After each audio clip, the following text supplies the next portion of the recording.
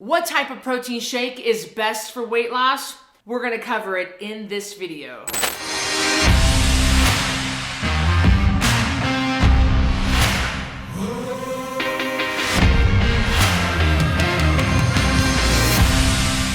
In this video, we're gonna talk about why people are drawn to protein shakes. And then we'll cover the pros and cons of a protein shake. And last, we'll go through how the protein shake fits into the Code Red lifestyle. I'm Cristy Code Red, author, entrepreneur, retired professional boxer, and I created a nutrition program that enables you to lose 10% of your body weight every month without shakes, pills, diet foods, or exercise. I've been in this industry 27 years. I've seen everything come and go, every diet, every method come and go, and I know what works. More importantly, I know what doesn't. And the Code Red lifestyle is based around real food, water, and sleep, which we believe is the proper human diet. This might be an all too familiar sight to you. Yep, the protein shake powder that comes from the big canister, from the big company in powder form, and you put your scoop in there and you mix it up. Yeah, I've been there, I've done it too. So why do people like protein shakes? A lot of people think that protein shakes are better for them.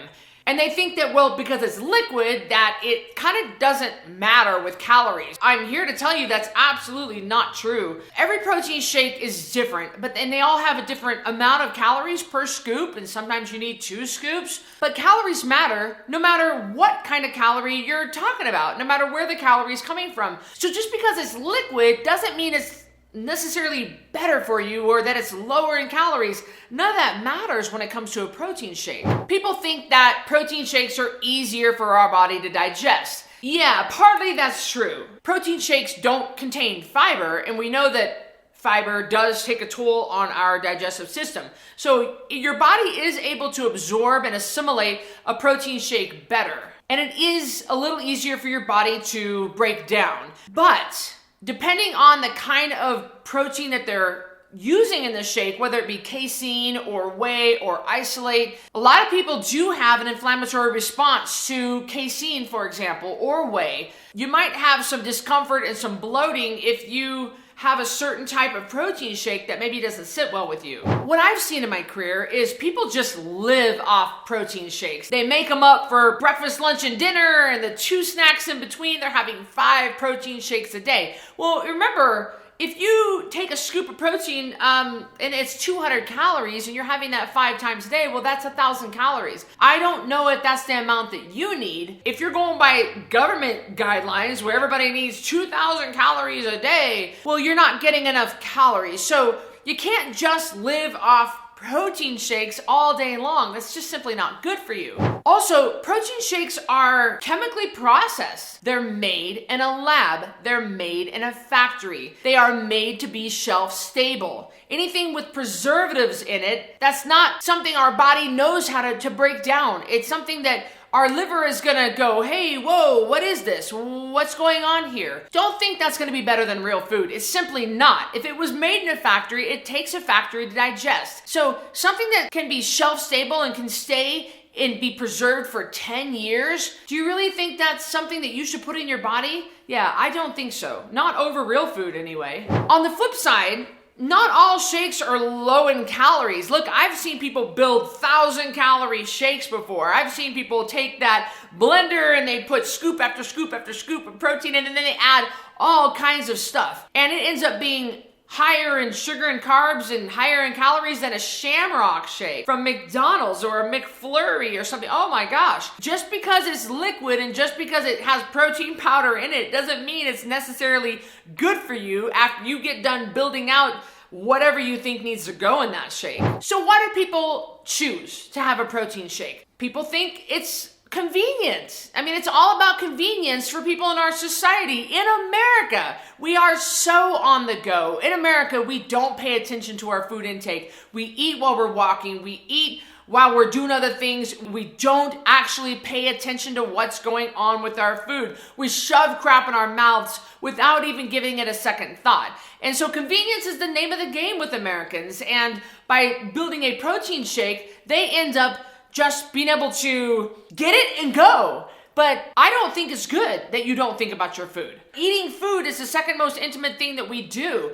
And yet we are so sloppy with it. We wonder why we're 68% obese in this country, because we're just not paying attention to our food. And the protein shake, in my opinion, is a really good example of somebody just not wanting to deal with their food, their nutrition, their health. They're gonna outsource it to this company who's gonna build out the macros and the calories, and I just follow the instructions and kind of a one size fits all. Put 2 scoops in there. Well, 2 scoops for who? 2 scoops for my 87-year-old grandma with a broken hip, or 2 scoops for that 23-year-old linebacker who plays for Ole Miss? What is that cookie cutter, one size fits all? Everybody is bio-individual. Everybody's different. And so your food should be tailored for you. I don't like having a company just tell me exactly what to eat and how much to use. You might see in the Code Red cookbook that we have a section just for shakes. Let me make sure I say this and clarify this so it doesn't confuse you, because we do get a lot of questions that come into our customer service help desk about, well, Cristy says don't drink protein shakes. You know, it's in our tagline, no shakes, no pills, no diet foods, no exercise. So why did she put a shake section in the Code Red cookbook? Because of 40% of our clients that come through Code Red are bariatric surgery patients. They have either failed bariatric surgery, or they had bariatric surgery and stopped losing weight, and they don't know where to go from there. Because a lot of bariatric clinics, they don't give you the education on how to proceed after bariatric surgery. So we did create a shake recipe, because if you're gonna have a shake, which a lot of bariatric patients need to have shakes, I would rather you have a Cristy approved shake. I would rather you have a shake that I have balanced myself for you, that is very carefully formulated for you. So yes, you'll see the shake section, but I don't want that to be a green light for you to just shake it up and just whatever you want, just build a bunch of shake. No, that is for bariatric surgery patients. Before we go any further, I would love for you to share this video with somebody that drinks a lot of protein shakes. Don't get into an argument with them, just share the video with them. I also want you to comment below and tell me, what is your experience with protein shakes? Did you used to be like all about them, or maybe you still are, or now you kind of clicked on this video and you're like, wait a minute, what's going on? Comment below, I want to get to know you. And tell me what you think. So what if you're somewhere and you don't have your protein shake? What if you are, I don't know, in Italy somewhere? Like I've been to Europe, 11 times? I've been to a lot of places in Europe where there were no grocery stores. It was just a mom and pop place. What happens if you're in that situation and you don't have your protein shake? You've never learned how to eat real food and how to maintain a balanced diet with real food, no matter where you are, at a greasy truck stop in Des Moines or a cafe in Hong Kong. If you don't learn how to eat real food and how to survive in those kind of situations when you don't have your protein shake, well, you're gonna not know how to proceed and you'll be off your plan. Learning how to eat real food, that's the name of the game here. On the Code Red lifestyle, you might be wondering, well, where do shakes fit into this whole equation?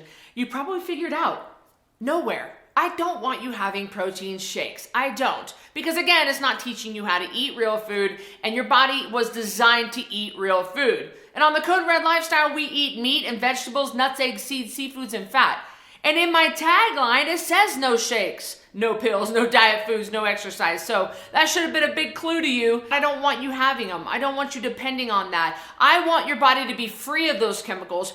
We were created as humans to eat the proper human diet. And during the 10 Pound Takedown Challenge, we're gonna talk about all this stuff. We're gonna learn and we're gonna unlearn what you've been brainwashed to believe for the past 70 years that simply isn't true, and it's making us sickest and fattest in human history. So I've linked up the challenge below. Click that link, join our next monthly rolling challenges. You can lose at least 10 pounds in 30 days by following basic rules that I've laid out for you.